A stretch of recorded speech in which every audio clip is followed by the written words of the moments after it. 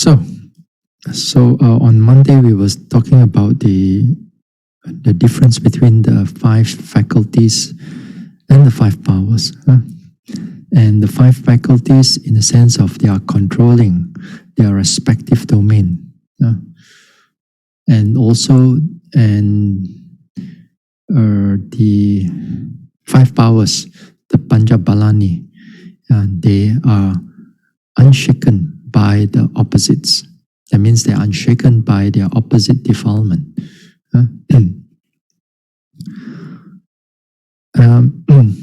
So tonight we are going to look into the first of the 5 faculties, which is the Saddhā. Now before we talk about the Saddhā, then also it's good that just to go through a little bit now the past. This one. Okay. Let me share the screen. All right. Now, here, as I said, that the faculties and the powers, they are different. They are different. Wait. Can you all see? All can see, yeah? All right. Now, the faculties and the powers, they are different in the sense that faculty of faith, they exercise the control on the area of resolution. That means how you go forward into your practice. Whereas in the skeptical doubt, which is the opposite. That means during this time when the 5 powers, when it's there, then the skeptical doubt cannot come in. They cannot come in. Now the effort, again here the exertion, as the opposite of laziness. Exertion here means it keeps all your mental states, your noting mind to be active. That means it keeps the mindfulness, keeps the concentration, effort, faith to be active. So mindfulness here, this is a very firm and continuous presence of mind. That means your mind is really right in the present. Doesn't mean that it doesn't know everything surrounding it. It knows, but because of the concentration, it stays with the object of the meditation. It doesn't have that negligence. That means that if there are beautiful sound, beautiful sight, it does not flow into it and get caught into all this type of all these default objects. Concentration as non-distraction.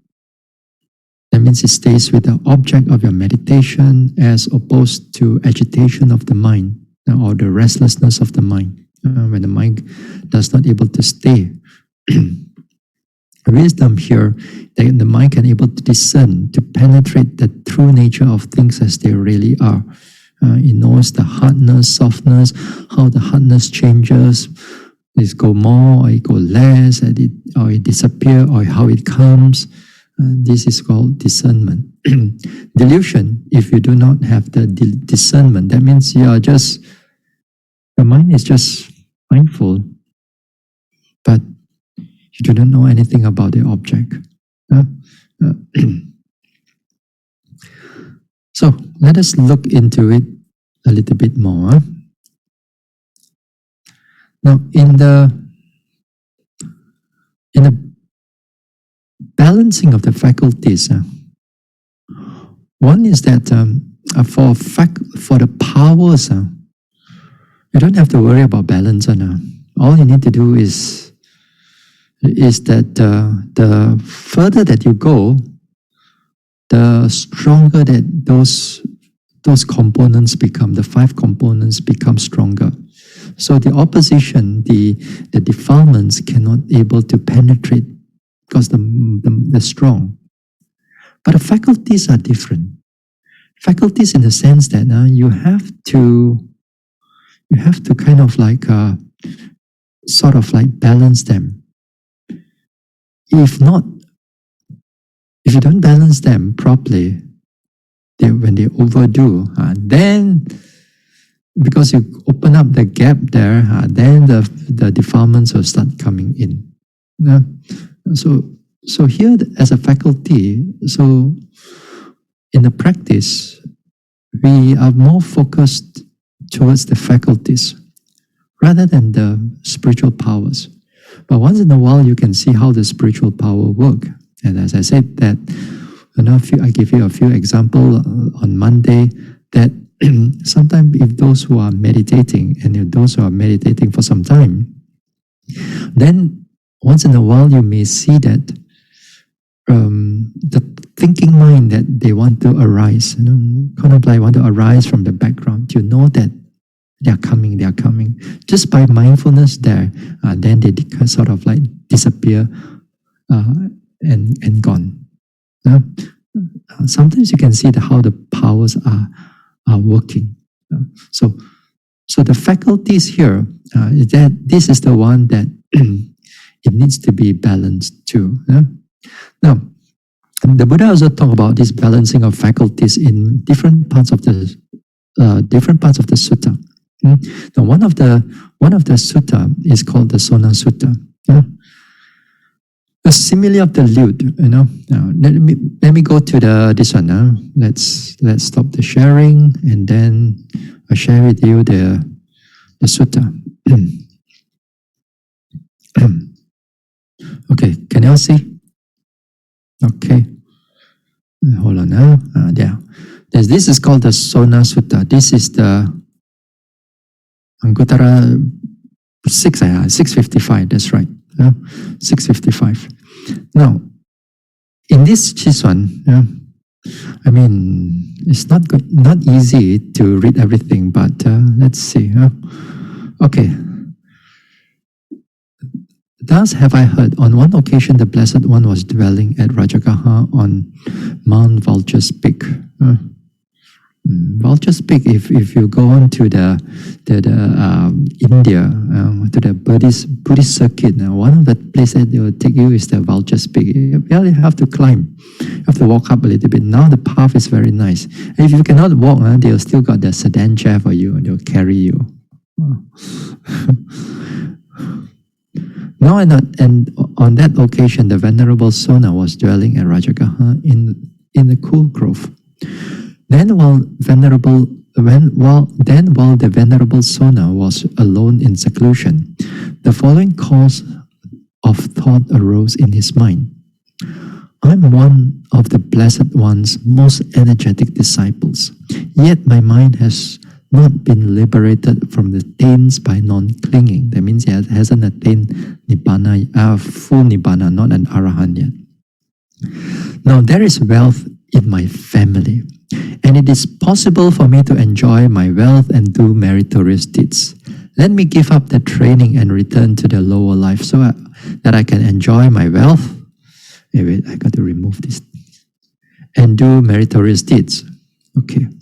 Having known with his own mind the cause of thought in the Venerable Sona's mind, just as a strong man might extend his drawn-in arm or withdraw his extended arm, the Blessed One disappeared on the Mount Vulture's Peak and appeared in a cool grove in the presence of Venerable Sona. The Blessed One sat down on a seat prepared for him. The Venerable Sona paid homage to the Blessed One and sat down to one side. The Blessed One said to him, Sona, when you were alone in seclusion, didn't the following thought arise in your mind? I am one of the Blessed One's most energetic disciple, yet my mind has not been liberated from the taints by non-clinging. Now there is wealth in my family, and it is possible for me to enjoy my wealth and do meritorious deeds. Let me give up the training and return to the lower life, so that I can enjoy my wealth and do meritorious deeds. This thing is, yes, Bhante, okay. Now tell me, Sona, in past, when you lived at home, weren't you skilled at the lute? Yes, Bhante. Well, what do you think, Sona, when its strings were too tight? Was your lute well tuned and easy to play? No, Bhante. When its strings were too loose, was your lute well tuned and easy to play? No, Bhante. But Sona, when its strings were neither too tight nor too loose, but adjusted to a balanced pitch, was your lute well tuned and easy to play? Yes, Bhante. So to Sona, if energy is aroused too forcefully, this leads to restlessness, and if energy is too lax, this leads to laziness. Therefore, Sona, resolve on a balance of energy, achieve evenness of the spiritual faculties, and take up the object there. Yes, Bhante, Venerable Sona replied. Okay, so after that, I don't want to go through. It's still a long more, because it thought until the Venerable Sona attained the arahantship, and then after that, after he attained the arahantship, he went back to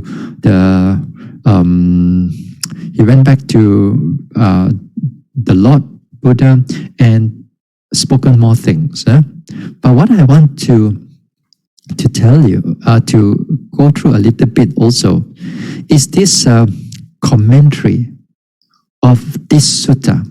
Okay, let me remember. Okay, hold on. Now, commentary on this sutta.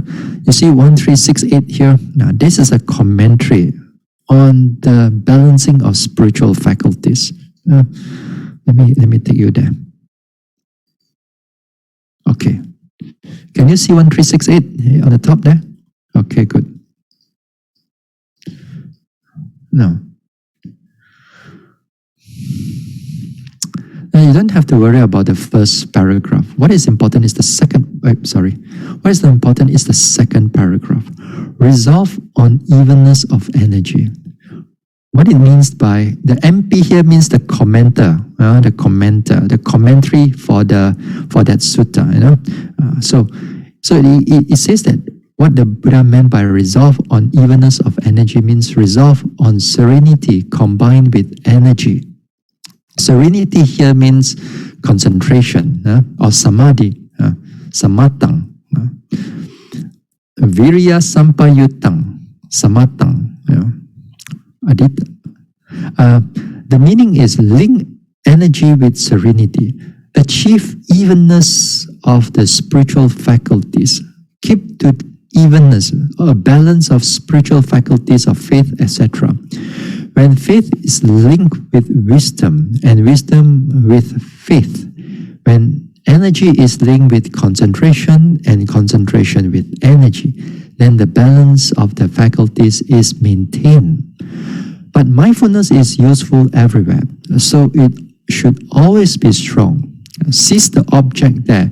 When such balance exists, the object can arise clearly, like the reflections of one's face in a mirror. And you should take up this object, bring forth the object of serenity, that means the samatha object, of insight, the vipassana object, of the path, the magga, and the fruit, phala.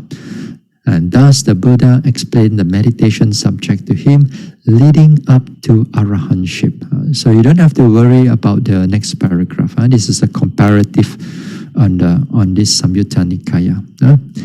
So here, even the commentary is talking about the balance of the faculties in more clearer manner. All right. Now, let's just go back here to this one. Now here, balancing the faculties, then you must always look at mindfulness as one, as a group. Second, faith and wisdom. Third is effort and concentration. This is an important aspect because if I don't single out mindfulness, then when you come to the practice, when you arouse effort or arouse concentration, then you arouse it without the mindfulness or when you want to arouse concentration, you arouse it without that mindfulness. And that is dangerous. That is not good. Not to say dangerous, that is not good. Because if you arouse them wrongly, then it can be problematic. And later part, and when it comes to, especially faith and concentration, we're going to look into when you do too much, when you're missing that mindfulness, you do too much, what are the things that is going to come up? How are you going to detect them? What are the symptoms? How are you going to rebalance that? And how are you going to achieve that balance for a period of time? We're going to talk about that, and therefore that one, it really comes into the practical aspect of it, the practical aspect of it, and you cannot get those things just in the books, because each and every one of us is going to be very different. It's just like you're cooking, when you're cooking, even though you look from a menu from a book, you're cooking so many steps, but each one of you are going to cook a slightly different taste isn't it? Who's going to put more, add in a little bit more salt, or you're going to put in the fire a little bit more or less a little bit, everything different. So too, like, right, this balancing of faculties, it's like something like that. It's about experience it again and again and again and again until you know how to bring the faculties into balance in the most quickest time possible. In the quickest time possible. It becomes that in the beginning part, when you want to learn how to do all these things, you're gonna take you some time before you're able to achieve the balancing. So again, by practice, just like everything else, by practice, you get much more better. There's no such thing as perfection, no. There's no such thing as perfection. You thought that time, you thought that, everything is balanced already. You think everything is going soon already. After that, 10 minutes later, things is going to go haywire again. And then you got to start balance again. So, because as I said, these faculties, they are impermanent, or even these powers, they are all impermanent. So because of their impermanence, the conditions coming, and these faculties changes. So you're not able to detect the state of mind. Okay, all right. So this unbalancing of the faculties, this is important. And it's always important, as I said, the mindfulness. Everything that you do, you must connect it with mindfulness. Connect it with mindfulness. And that is crucial. Even like later part now, we're going to talk about when, especially the effort and concentration, we must know how to exactly arouse that effort. At the same time, how to arouse that mindfulness at the same time, and let it come together, so that they can come into a state of balance or concentration, not in concentration, but must bring it together with mindfulness. Then the practice becomes so much more balanced, interesting, and onward going, leading forward. All right, this is the balance. We're going to look into it. So the first part of it, we're going to look into faith and wisdom. We're going to look into faith and wisdom. And of course, within there, we're going to inject mindfulness into it. You cannot run away from mindfulness. Okay, let's look into faith first. All right, faith, Saddhā. Saddhā here, or sometimes in Pali you use the word Pasada. Pasada. Pasada here, it's sometimes, if you are Adipidhamma scholar, you also use the word Pasada. Here, this word Pasada here, they are what we call the sensitivity. Eye sensitivity, ear sensitivity, nose sensitivity. Those are also pasada. I think there's another word, pasada, but you have to pronounce it slightly differently, I think the word is this.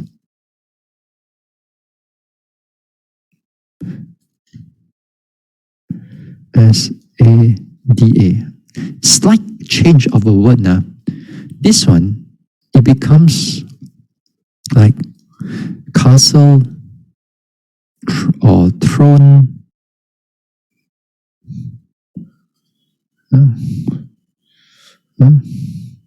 You know, like the Malay word, Malay word is Pasada, Pasada here means in the Malay, it means a throne of a king, Pasada, throne of a king. So, well, you see, they are connected. Per it means a bit long. So the pa means pa, it's not pasad. It's a long A there. It's a long A there. So this one is another word, If you don't have the long A, pasada, if it's just a, then it means another thing, It's going to mean deer,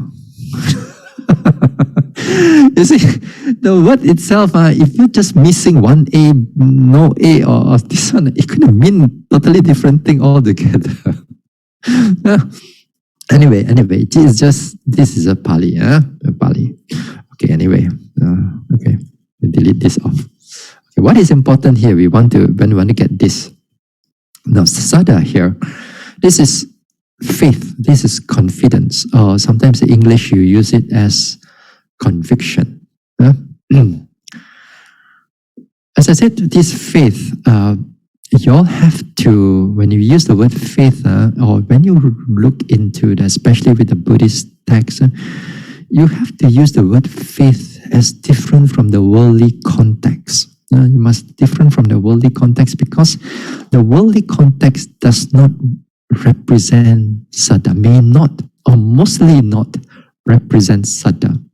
I wouldn't say totally zero, but mostly it doesn't have the connotation of what the Buddha or what the Dhamma meant by Saddha. So you must take it from a different light, not from the worldly perspective, but from the way of what the Buddha meant and the way of the practice. So anyway, we still use the word faith, or sometimes people use some translator use the word confidence, conviction, something like that. Now, this is a wholesome mental state. As a seed or the beginning of your development, of your path, actually. Even if you look into Abhidhamma, even if you look at the Abhidhamma, it tells you all the wholesome mental state. Faith is the first one. Faith is the first one. Because it's not by coincidence. It's not by coincidence, but the faith is the first one in the Abhidhamma, because it is mentioned in the sutta. It is mentioned in the sutta that faith is connected to a seed as a simile, like a seed or a beginning, or the beginning of your journey into the Dhamma. It's the whole beginning of it. The text here, one of the very good, nice one, of the sutta, which I think it's nice to show you, but I have to change my book first. Wait, where was it? Okay.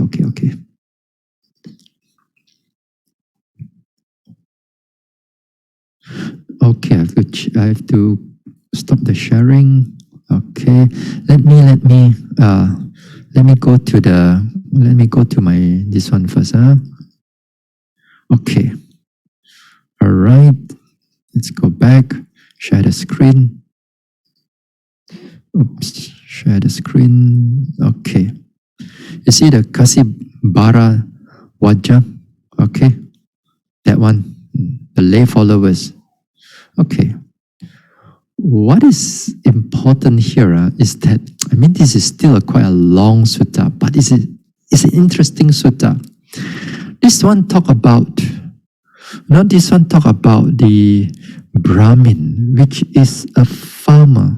It's a big time farmer, I would say. It's not a small farmer, 1 or 2 land. This is a big land. He got many cows, he got many plows, he got many yokes, he got many all these things. It's a big time farmer. But then this Brahmin, he doesn't like the Buddha because it says that you see, and the Buddha came near to him for a reason too, actually, because the Buddha knows that he's going to have, his spur of his spiritual development is going to ripen. So the Buddha purposely goes to him, the background of the story. But anyway, the part is here. This is spoken by the Brahmin. Recluse, I plow and sow, and when I plowed and sown, I eat. You too, ascetic, ought to plow and sow. Then when you have plowed and sown, you will eat. This paragraph, it's for centuries. We monks also get this thing. Sometimes people do not know why we just meditate, walk, sit, sleep, tomorrow again, meditate, walk, sleep. What are you all doing? How come you're not going out for work? How come you don't earn your living, and so on and so forth? Similar with this one, similar, very similar. So this is how the Buddha replied. I too, Brahmin, plow and sow, and when I have plowed and sown, I eat. But we do not see Master Gotama's yoke or plowshare or goat or oxen. Yet Master Gotama says, I too, Brahmin, plow and sow, and when I've plowed and sown, I eat. So then the Brahmin said this, okay? But I don't know how. The thing is that it repeats again. Then the Brahmin, if you are a plowman, answer me. How should we understand your plowing? Then the Blessed One said, okay, faith is the seed. Austerity is the rain. Wisdom is my yoke and plow. Shame is the plow. Mine is the yoke. Hiri, Hiri is the pole. The word shame here, hiri, mindfulness is my plowshare and goat. Guarded in body, guarded in speech. I control it in my appetite for food. I use truth as my weeding hook and gentleness as my unyoking. Energy is my beast of burden. It's just like they use the oxen or bull. This one, energy is my beast of burden, carrying me to the security from bondage. It goes ahead without stopping, to where, having gone, one does not sorrow. In such a way, this plowing is done, which has the deathless as its fruit. Having finished this work of plowing, one is released from all suffering. Then, from there, the faith of the Brahmin arise. Let Master Gotama eat. Then the worthy is a plowman, since Master Gotama does plowing that has even the deathless as his fruit. Okay, so the thing here, within this here, it mentioned that the faith is the seed. The faith is the first one. Then only you start off by other thing. Now let us go to the commentary also. The commentary also spoke about something. Do you see the 461 here?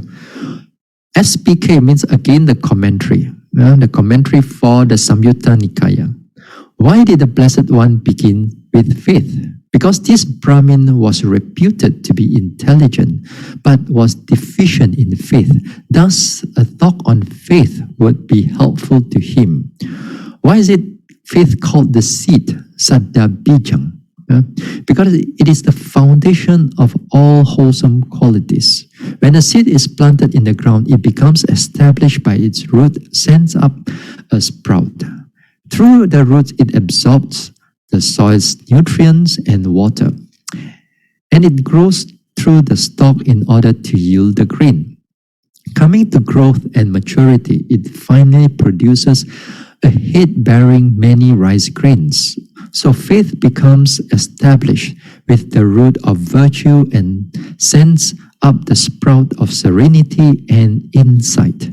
Absorbing the nutrients of serenity and insight through the root of virtue, it grows through the stalk of the noble path to yield the crop of noble fruits. Finally, after coming to the growth through the 6 stages of purification and producing the sap of purification by knowledge and vision, it accumulates in the fruit of arahantship, bearing many discriminating knowledge and direct knowledges. Therefore, it is said, faith is the seed. On austerity and so on. So, you see, faith is the seed. Faith is the beginning of everything. Now, where am I? So, it begins with this faith. All right? Faith is the beginning. So that means here it begins to your journey getting out of samsara, journeying into the understanding of the Dhamma, having the understanding, we develop the virtue, we develop the mind, the bhavana, and finally attain the path and the fruit, and we get out of this cycle of birth and rebirth. So it is the seed or the beginning of our path here. Now, it is always to be supported by wisdom, even at the ordinary level, whether it's more or less wisdom. So here it is good that when it's supported by wisdom, then it comes into a stage of balance. Because if it's not, then the faith can turn into something else, which looks like faith, which is then here is the adhimokkha, or the word is resolution. We used the word just now earlier on,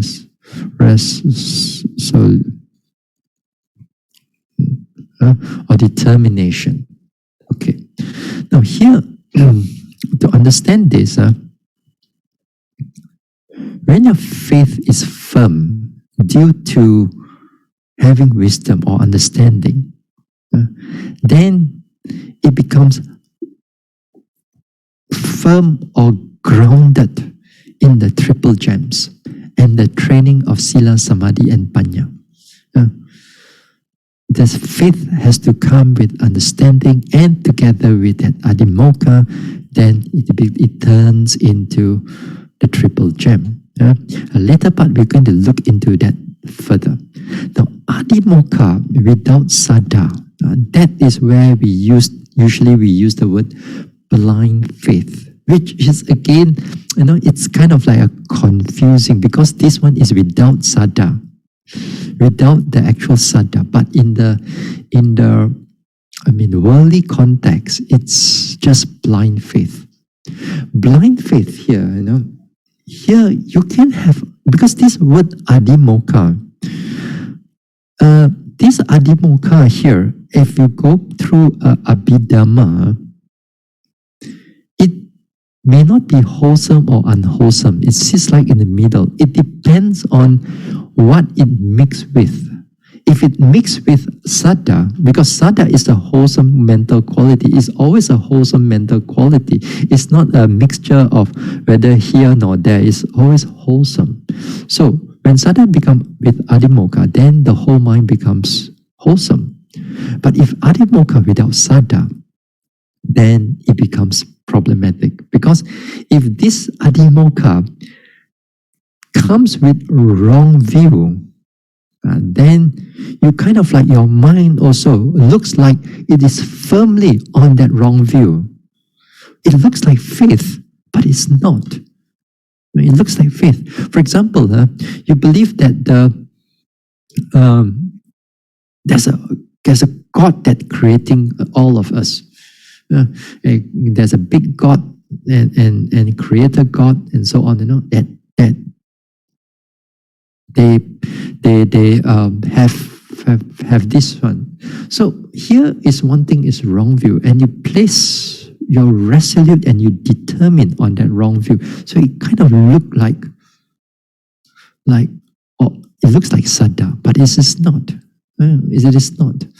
So it's important for us to understand this both part, because the saddha meant for something wholesome.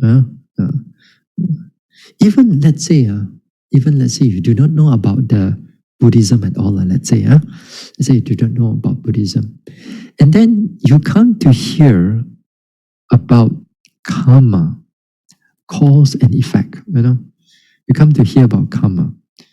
Then here there is something wholesome. An object is something wholesome, and you have some degree of trust and some degree of saddha into it, which is good. Which is good. Because that understanding brings about further development. It goes parallel with the reality.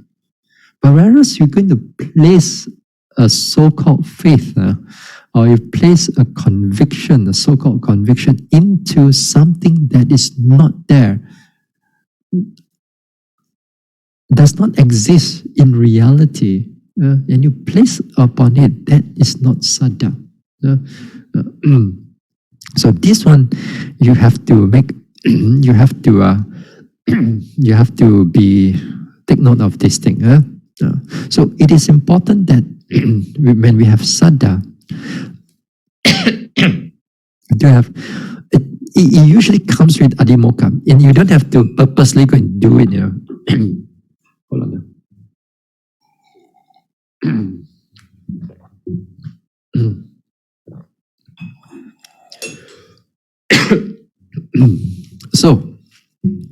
So it needs this saddha and adhimokkha, and you're going to push this one forward. Okay, so this is what I mean here.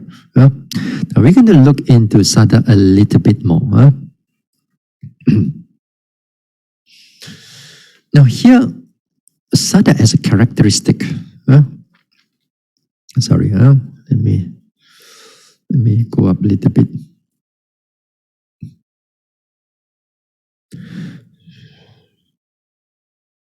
Okay, let me move this thing to the side. All right. Now, saddha as a characteristic here, placing the conviction or trust.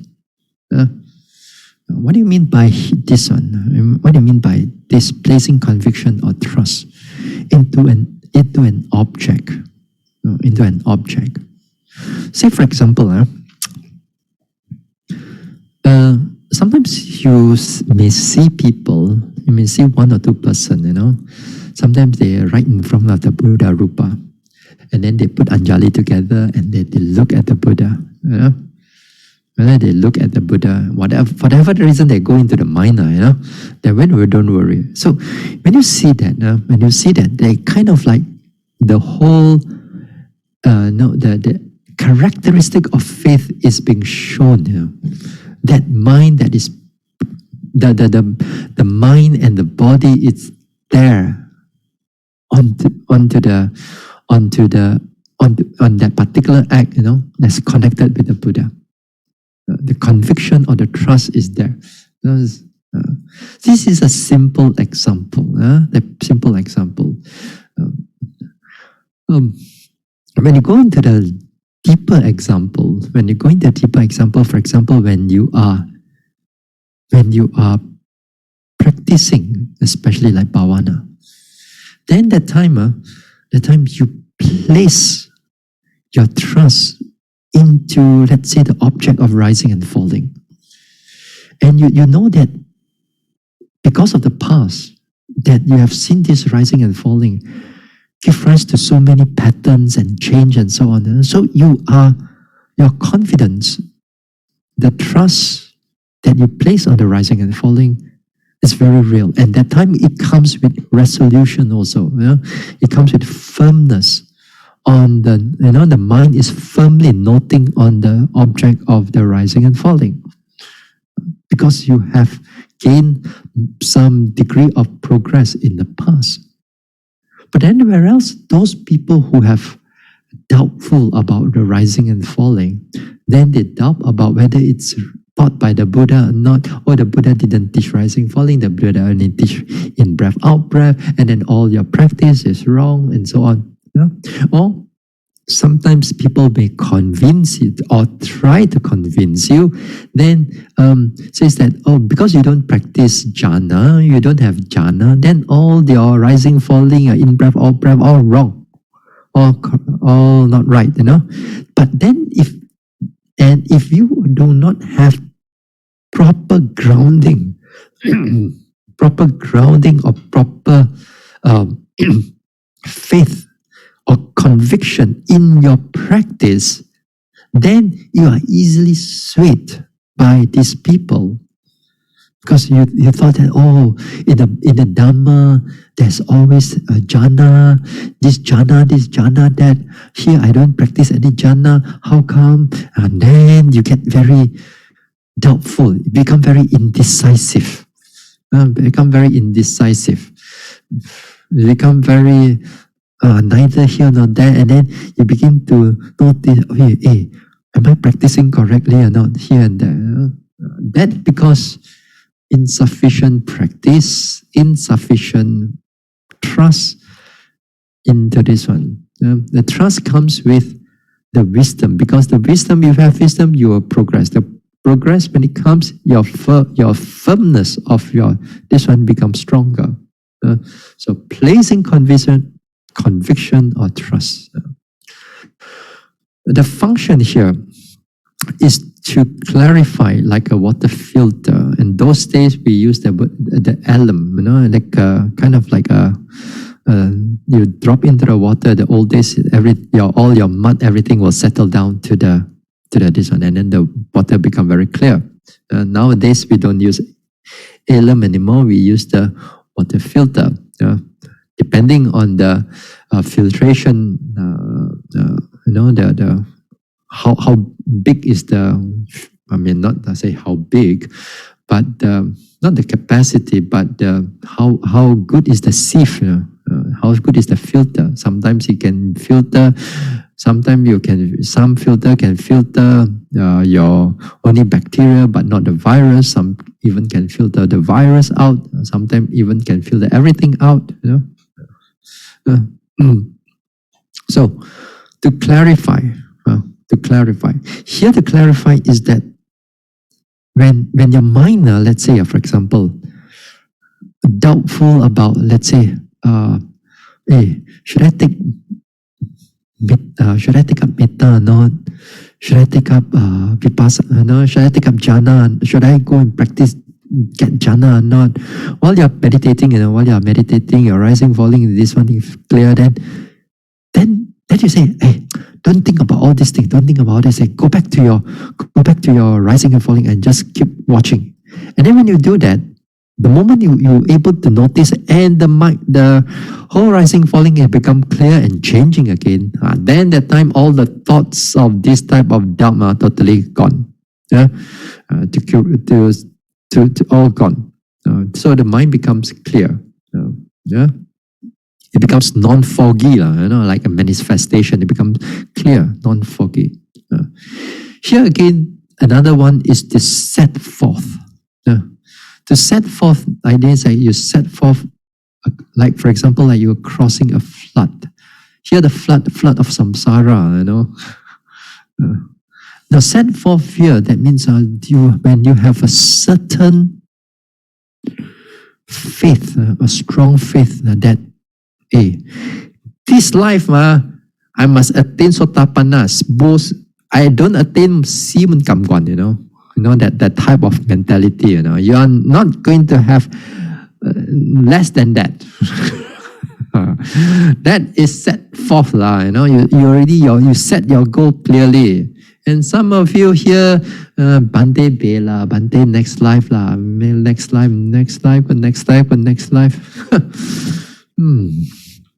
So,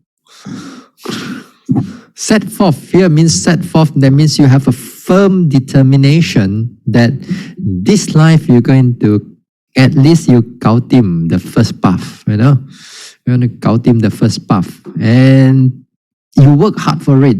That means you are setting forth, and you're going to cross that flood, the flood of samsara. So this is what it meant. So that type of saddha, when you have that clarity and you set it with that, with that adhimokkha together, then it's where all your practice will start. So non-fogginess, non-fogginess here, as just now I mentioned, is that when your mind is clear, your all this doubt and indecisiveness does not come and disturb you. They're all put up, they're gone away. And then this, when you set forth that you say, I'm going to meditate, I'm going to this one and so on, then with whichever your parents or your wife or your husband or your children would tell you, hey, don't go lah, we do not get to see you, how come you go for so long? Then all the other complaint, not to say you don't hear, but because you have that strong energy, you want to go forward. Some people, some yogis, meditate. After 1 week later, oh, Bhante, I miss my husband already, Bhante. See, I'm not going to meditate like that. I miss my children and then see them for 1 week already, Bhante. How? Can I text them and not see how they are? See, yeah, you see how strong is your faith in the practice. You see, so you don't have to, when you have that clarity in the mind, when you want to, let's say you want to finish that 2 weeks, it's a 2 weeks retreat. So you try to best your 2 weeks. Don't let all the worldly things and come and kacau you, or don't you can kacau the whole, you can stir up all the desire again. Because after a number of days, your desire has settled in. Don't go and deal with all this, thoughts of your family, thoughts about your work, thoughts about your career, thoughts about your business, and all these things, put it all aside. 2 weeks only, it's not asking you to have a whole life become a nun or a monk or a nun.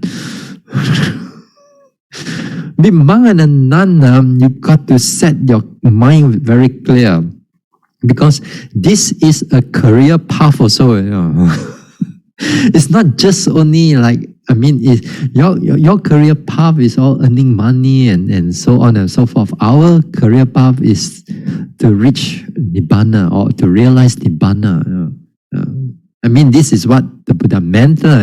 So we have to set our sight clear. We cannot become monk halfway already. Not to say you want to disrobe. But then you think that, hey, maybe I should go and do a lot more service, do a lot more missionary work, help people, then forget about my meditation. Then the mind becomes indecisive. Although you are still doing a lot of wholesome deeds, you are still helping people, but your path has strayed a little bit, So you think that, never mind lah, since I meditate so long already, here now I can go and help people more and more. So the mind is sort of get attracted to the worldly things, although spiritual, but in a way worldly. So you got to, it becomes like a fog, It kind of like a fog, where it blurs you from your actual goal. So you got to set your mind clear. Because this is a career path also. So you want to finish that 2 weeks, then you got to set your mind clear. Because after a number of days, your desire has settled in. Don't go and deal with all this thoughts of your family, thoughts about your work, thoughts about my meditation. Then forget about my meditation. Then So it is important that even whether you are a monk or a lay person, that your mind is having a clear goal. And when you have a clear goal, you set forth, you keep going. You set that, you start going forward and so on. So this is non-fogginess. It removes all the mental impurities or come in as a resolution. You're going to go forward and things like that. So this is important for us to understand. Proximate cause. The cause that brings about that faith quickly is to place something to place faith in, whether it's tangible or intangible. Here's something place faith in. Intangible means like for some people, that when you offer something, say for example, you offer food, or you offer rice, or you offer dishes, or you offer your place for somebody to stay, or a monk to stay, or a nun to stay, or you offer a robe to a monk or a nun, or you buy something proper for this one, because you believe that generosity is good. You believe that generosity is good, so you place the faith in there. You know that this robe is useful for the monk because of that wisdom that you have. And then this robe is is good for the monk, and you give it. So you place the faith onto the robe, and also you place the faith onto the generosity, and also you place the faith in the Sangha. The Buddha, the Dhamma, the Sangha. So here is what it meant that you place the faith in something tangible or intangible. Sometimes it cannot be touched. Some you can be touched. Proximate cause. Again, this is hearing the Saddhamma. Saddhamma means the good Dhamma or the right Dhamma. The 4 factors of a Sotapanna. Now, when you associate with the wise, then when you associate the wise, then only you listen to the good Dhamma. If you associate with the fools, then you listen to all the worldly things. Not to say they are fools. I mean, fools sometimes a bit harsh word, but that's what the Buddha used. But sometimes you associate with a lot of worldliness. Then it may not be it may not lead you out of the cycle of birth and rebirth. It leads you more into the samsara and more into the world. Say for example, if you listen to the how to make more money. During MCO, you cannot go out anywhere you want, but you still want to make more money. So how do you make more money? They teach you how to make more money. You can go in the share market, you can play Bitcoin, you can set up an online shop, you can do this and you can do that. Not to say, it's good for present situation. It's still a worldly thing, you still need to survive, but it's not necessary for this one. It's not necessary for enlightenment and so on. But sometimes devotees also very pandai one. This is what somebody told me. No money, no insight. No money, you stay outside. You stay outside of your meditation, you cannot come. You no money, how are you going to pay for your meditation fees also? So no insight. Sometimes I listen to them. I don't go and fall into all these things. Even if we are COVID right now, even if we are in the state of lockdown right now, if you have that strong faith to really meditate, you can convert your whole house or your whole room into a meditation center. It's just that we got other things to do, we got other things to do, and we got this and that to do, and so on, So if you are really resolute to really meditate, You can find ways to how to overcome your food. Who's going to cook your food for you? How are you going to cater the food for you? How are you going to do this and all that? You can do everything if you want to. It's just that you don't want to. So COVID is not an excuse, actually.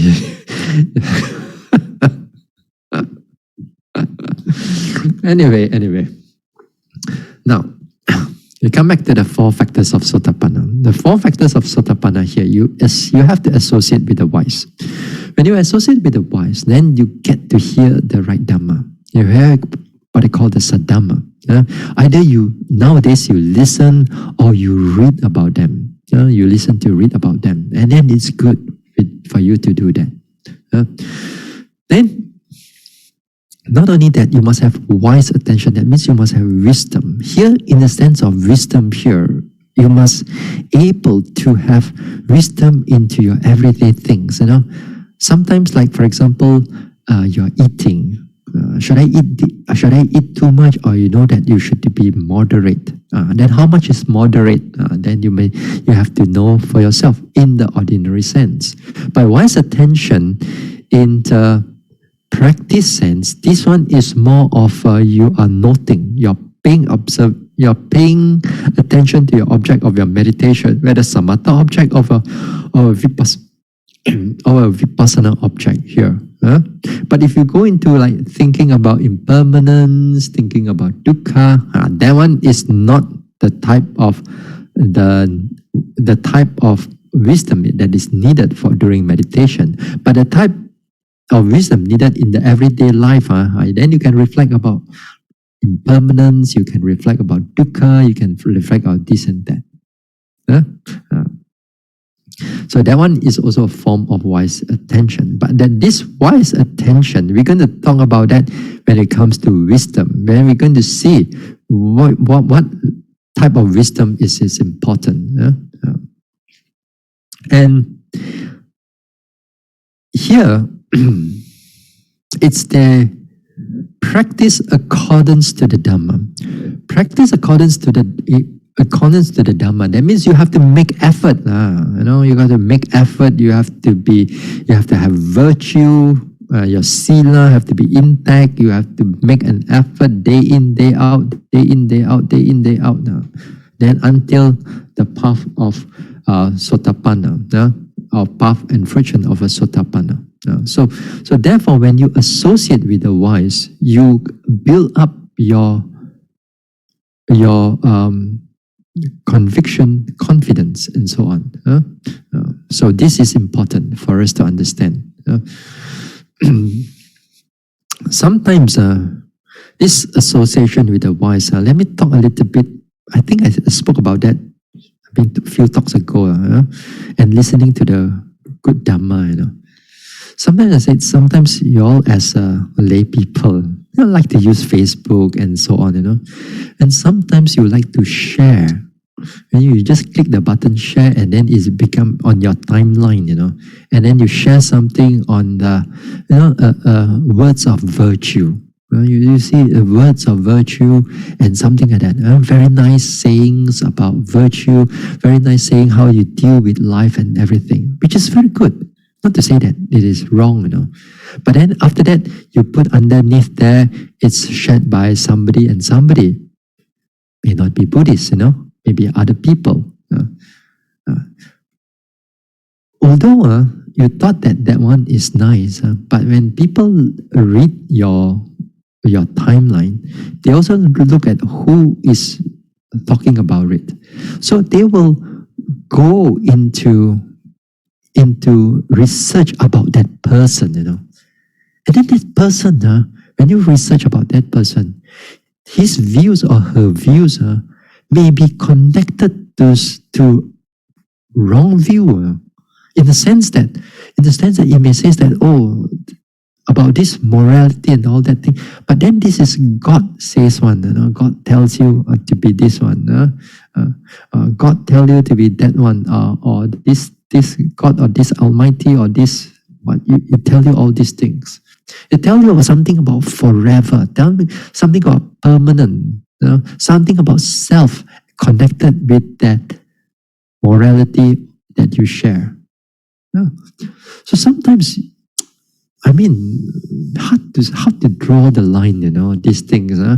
But you don't realize that you have a bigger implication than what you just share, So something for you to think about, So nowadays, even though sometimes some monks that mention, not Theravada monks, but other sect or anything, when they share something nice, I also have to be quite careful, because I know some of the monks or nuns, they have all kinds of weird views, in the background, So you've got to be careful, So it may not be the right Dhamma, although in the front it may look right. Yeah? Okay. This is something like that. Wow, already 10 o'clock. Never mind. Talk a little bit more.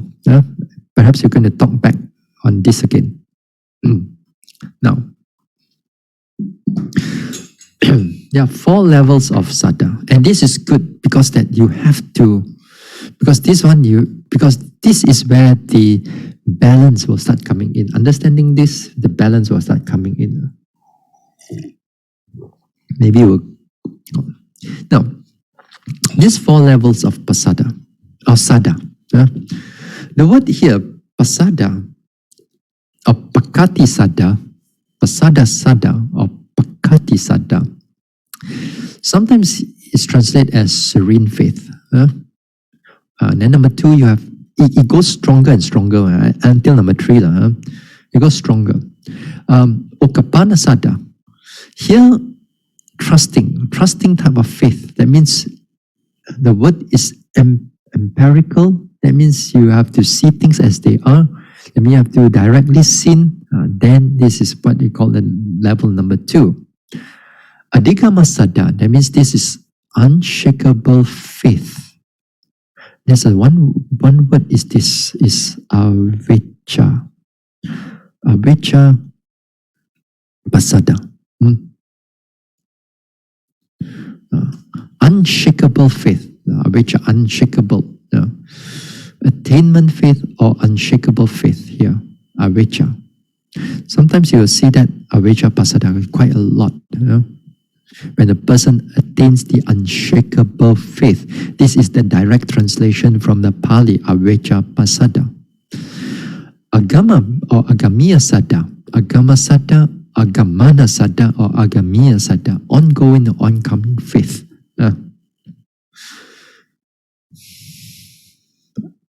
This is for the bodhisattva. Unless you are a bodhisattva, then we can talk about number 4. Since all of you, I think, may not be a bodhisattva, then we don't have to worry about this number 4. What is important is 1, 2, 3. The first, second, and third. The 4th one, the bodhisattva, is that this type of faith, it goes on life after life, life after life. That means the goal of attaining the Buddhahood, it's from life after life, life after life. Once that proclamation by the past Buddha to that particular person, that particular person will become a future Buddha, and then he achieved that agamana saddha or agamiya saddha, or this ongoing faith from there onwards, Then for the Gautama Buddha, it has to take 4 asankhayas and 100,000 world cycles to attain the Buddhahood for a long period of time. Some Buddhas take about 8 asankhayas, some Buddhas take about 16 asankhaya. You have no idea how big is an asankhaya. It's a huge, long time. It says that it seems some people go and calculate it. Don't know if you put 1 and how many 0 at the back, 24 0 or something like that at the behind. Yeah, the word, the numbers have become too blur already for us, for our mind to compute. Too blur already. So it's just like it's very long.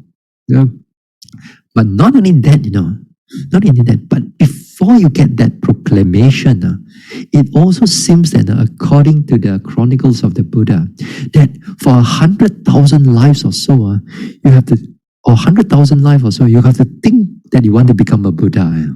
You think first, you think for 100,000 lives. But that time you haven't gone into the proclamation of the Buddha yet.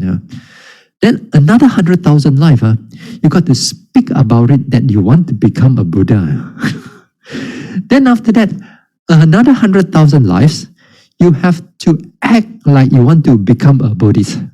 We want to become a Buddha. Buddha. So that even before you get a proclamation from the Buddha, from an actual Buddha, so you have to do the background part of it. Now, this part here, not to say that you are wrong, but you're going to take a long, long time. Some people, they plan to become a Bodhisattva. We hear of certain Theravada monks or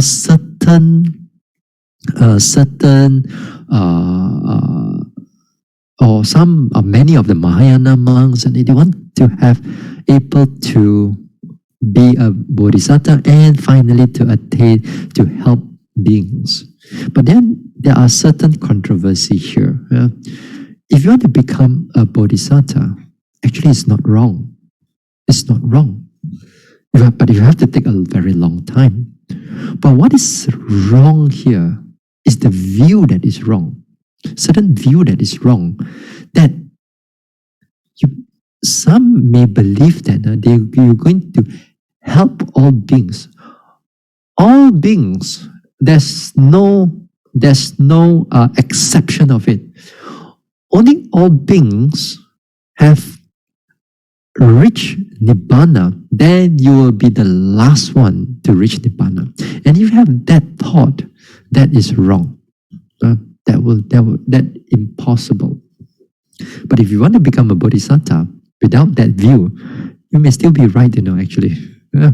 So the thing is that is the view, that type of view, it sounds interesting. It sounds like very, you are really for others before yourself.